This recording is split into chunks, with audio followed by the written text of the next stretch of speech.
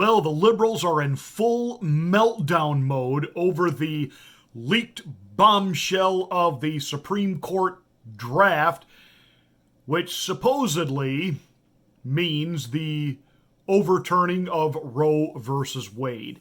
What does all of this actually mean? As we watch the liberals scramble, scream, yell, gather outside the Supreme Court to protest my body, yada, yada, yada, yada, yada, we have Governor Gavin Newsom, the hairdo of California, spraying into action. He tweeted, "We can't trust SCOTUS to protect the right to abortion, so we will do it ourselves." He is saying that he will enshrine the right to choose.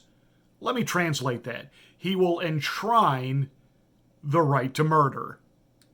Okay, I'm not even going to get into that aspect of this today. Most of you probably have guessed, based on my political affiliation and identification as a conservative, the fact that I actually am a pastor. Yes, I am very pro-life. But I'm not even going to address that part of what's going on right now. First of all, we have the Chief Justice Roberts. He is demanding that a full-blown investigation be done because this is terrible. Okay. Let's look at it in this light. Is this the liberals' insurrection? Pastor Marty, you can't use that word. Let me ask it again. Is this the liberals' insurrection? See, the so-called events of January 6th were at best amateurish and completely ineffective at doing whatever it is that supposedly some of the so-called plotters had hoped to do, which was thwart democracy. Really? By people walking through the velvet ropes and looking at things in the Capitol Rotunda and pointing them out and taking pictures of themselves holding Nancy Pelosi's gavel? That wasn't going to do anything.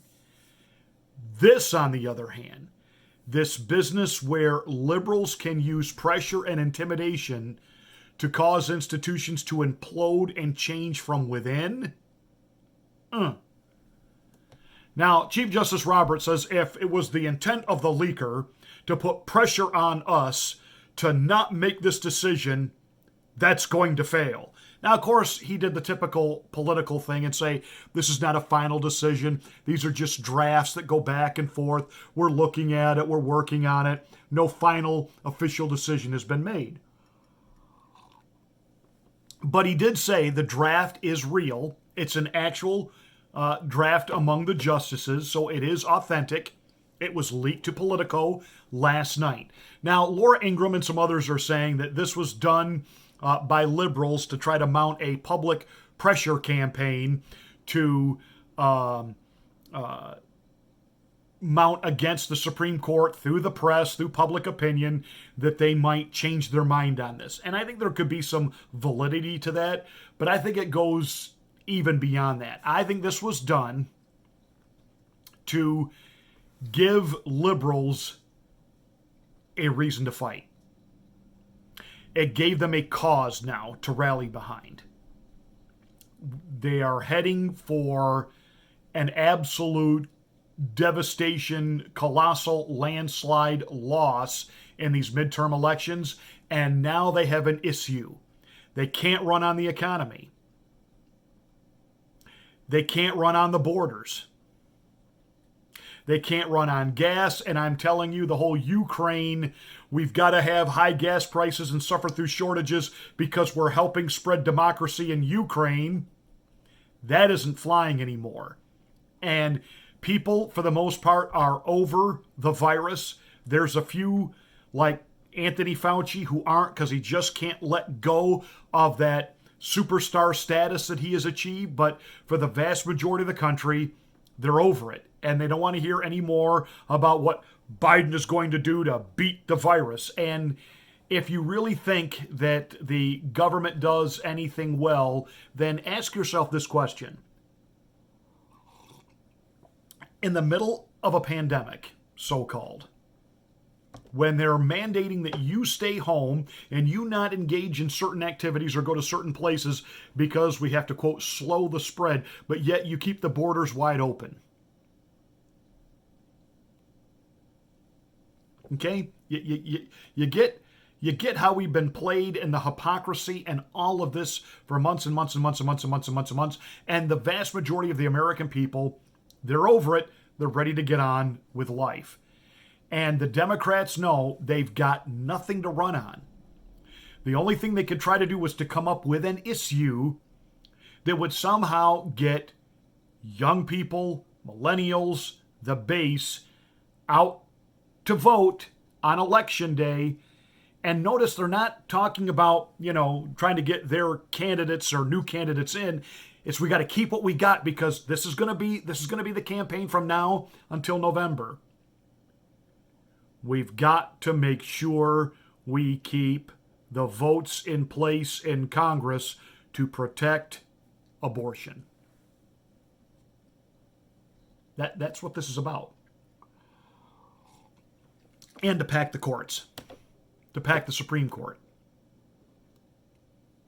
This is about giving Democrats a reason to get energized, because as they actually look around at the guy with dementia that is their so-called leader, as they look at the economy, as they look at everything around them is in chaos and broken, and in Democrat cities, people just brazenly walk into stores, shoplift, and nothing gets done to them.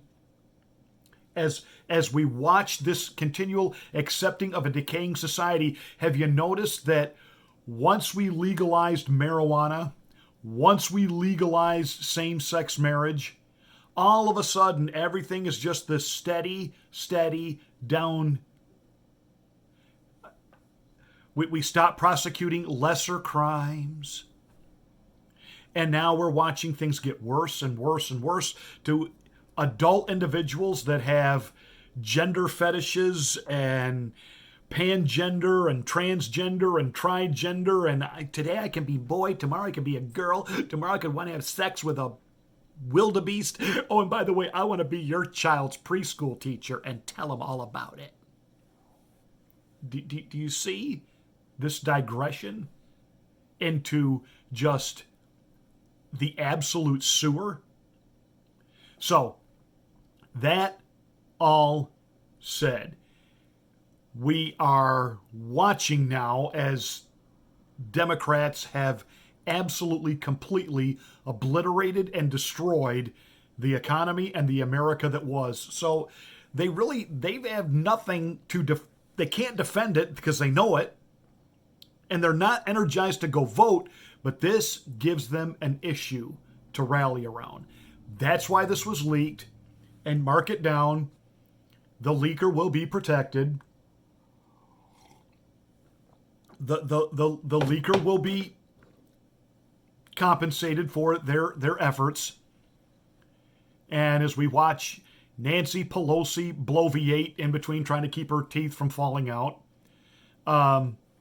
we know the rhetoric we are going to hear over the next 72 hours, but this is now given them something else to ruin, to break, to destroy. Because again, at the end of the day, what is it they're really trying to enshrine? The right to kill. I know for some of you ladies that sounds too blunt, and you don't understand. Yeah, I do. It's amazing to me that everybody that's for abortion is lucky to have had a mother that chose life. Kind of interesting how that all worked out, right?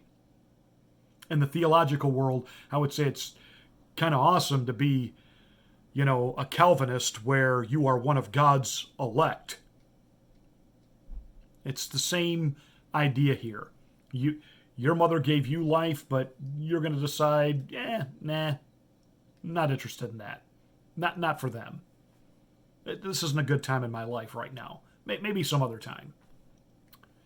So that's what's going on. This was the October surprise really early to try to get Democrats revved up and engaged now. Mark it down. Keep an eye on it.